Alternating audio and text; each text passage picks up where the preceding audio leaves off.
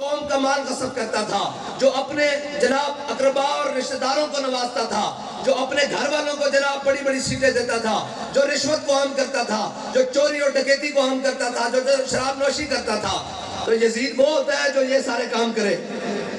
اور حسین وہ ہوتا ہے جو یہ پرواہ کیے بغیر کہ انجام کیا ہوگا اپنے دودھ پیتے بچے بھی اٹھا کر کربلا میں اس کے سامنے چلا جائے.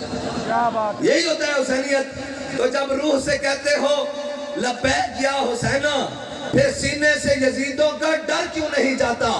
میرا وجدان تو یہ کہتا ہے کہ الیکشن کا دن 10 محرم ہونا چاہیے، 10 محرم ہونا چاہیے، پتہ لگ جائے حسین کے ساتھ کون کھڑا ہے اور یزید کے ساتھ کون کھڑا ہے.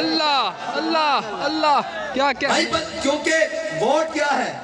ووٹ بھی تو بیعت کی ایک قسم ہے کہ جی میں اس بندے کے بارے میں کہتا ہوں یہ معاشرے کا شریف ہے، دیانتدار ہے، میں اس کی جناب